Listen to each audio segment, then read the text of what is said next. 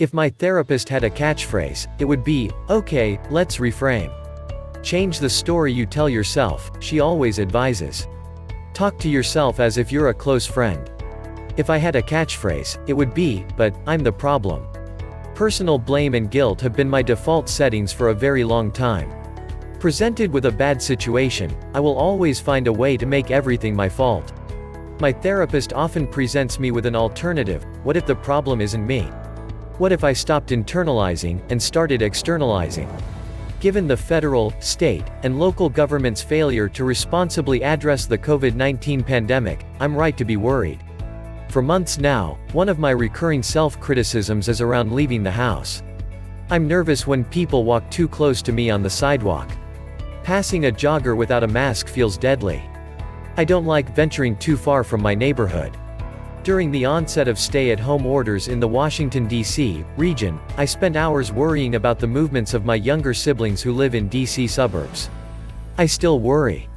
My sister lives in a group house, and my brother is deemed an essential worker. When I agonize about their safety and my own, I tell myself I'm overthinking. I call myself paranoid. When I profess to my therapist that I've become paranoid, she asks, "Why did you pathologize yourself?"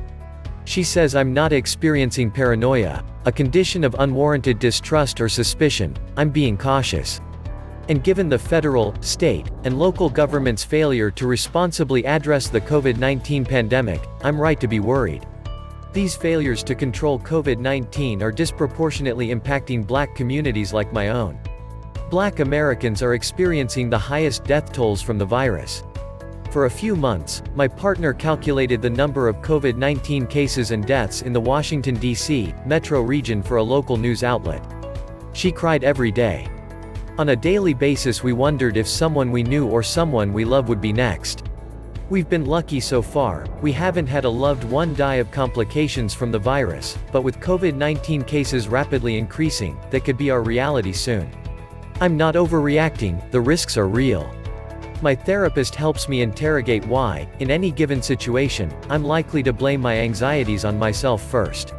The harm and trauma that I've experienced throughout my life is the likely reason. I am survivor of child abuse.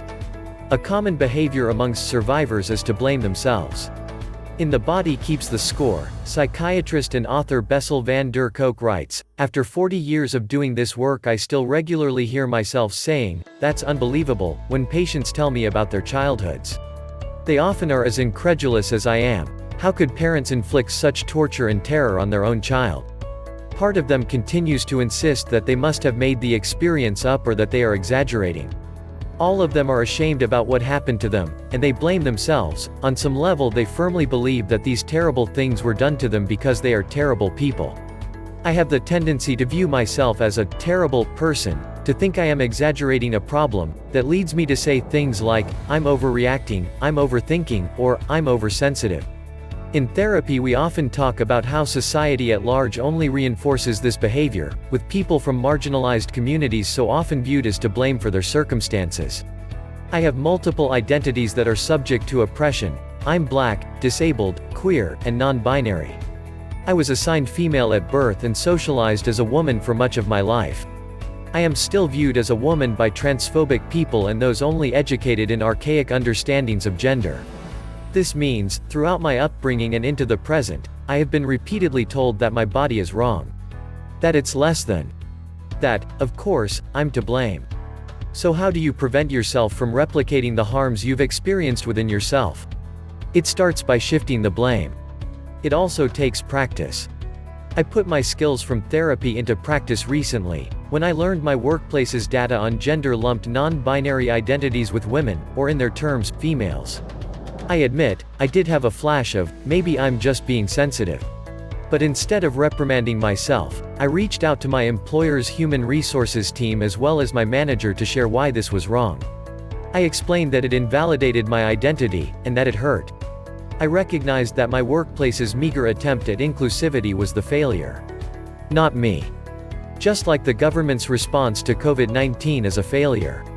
My fear of the virus is not. It's a simple but effective switch. Ask yourself, what if I weren't the problem? What if it's society?